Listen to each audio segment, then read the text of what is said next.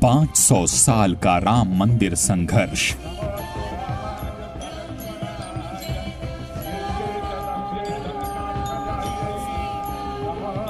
सत्य संघर्ष में एक रूप भारत।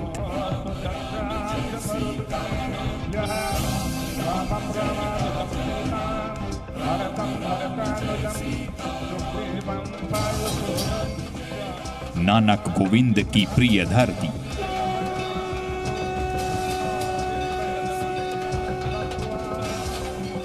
बाबर की बर्बरता बनाम हिंद की एकजुटता।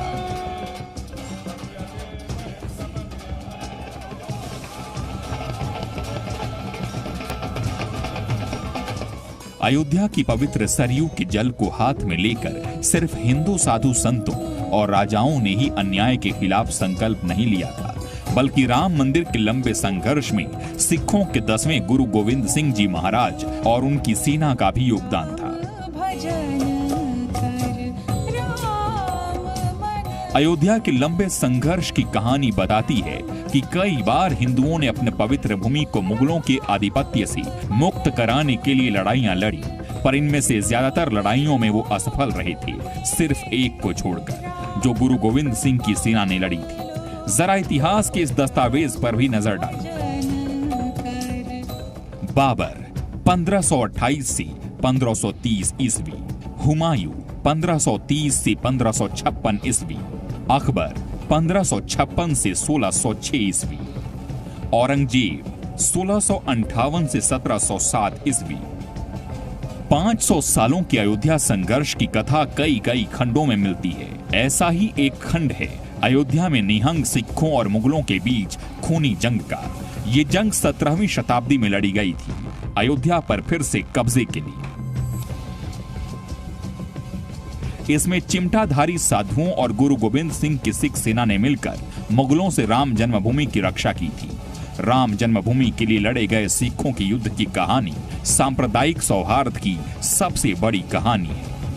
तत्कालीन जो सिख संप्रदाय के सबसे महत्वपूर्ण हस्ती और व्यक्तित्व हैं, गुरु गोविंद सिंह से मदद मांगी और कहते हैं गुरु गोविंद सिंह जी जो है अपने सिख सेना के साथ उन्होंने अयोध्या में मुगलों की सेना, खास करके औरंगजेब के टाइम में इस सेना का प्रतिरोध किया और उस स्थान पे संतों का अधिकार उस चबूतरे पे बना रहा। साल 1672 में गुरु गोविंद सिंह भगवान राम की धरती अयोध्या पहुंचे थे। तब उनकी उम्र महज 6 साल की थी। गुरु गोविंद सिंह का अयोध्या से खास लगाव था, ठीक वैसे ही जैसे कि गुरु नानक देव जी का अयोध्या से जुड़ाव था। कहते हैं कि 17वीं शताब्दी में औरंगजेब की सेना ने अयोध्या पर चढ़ाई की थी। उस वक्त बाबा वैष्णव दास ने गुरु गोविंद सिंह से मदद मांगी। गुरुजी ने फौरन निहंग सिखों की सेना को राम जन्मभूमि की रक्षा के लिए भेजा।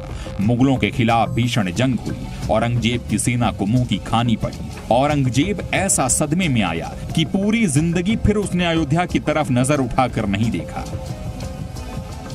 सिख योद्धाओं ने राम जन्मभूमि की रक्षा के लिए शौर्य का वो इतिहास लिखा था जो निश्चित ही अमर है। जहां सिख आर्मी ने अपना पड़ाव डाला था, वो स्थान आज में गुरुद्वारा ब्रह्मकुंड के नाम से विख्यात है। गुरुद्वारे में आज भी वो हथियार सुरक्षित रखे गए हैं।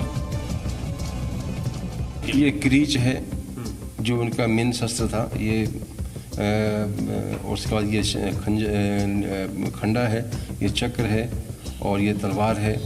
इस तरह के शस्त्र जो है इसके उपयोग से अयोध्या की संघर्ष कथाएं क्यों छोड़ दी गईं?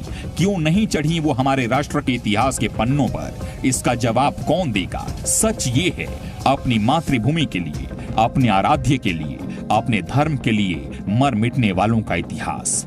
वामपंथी इतिहासकारों के नजरिए से कभी इतिहास नहीं रहा, बल्कि इतिहास उनका लिखा गया जो तलवारें लेकर आए। All India Muslim personal law board का ताजा शिगुफा भी उसी तलवार की हनक है जिसने 500 सालों के संघर्ष की नींव रखी थी।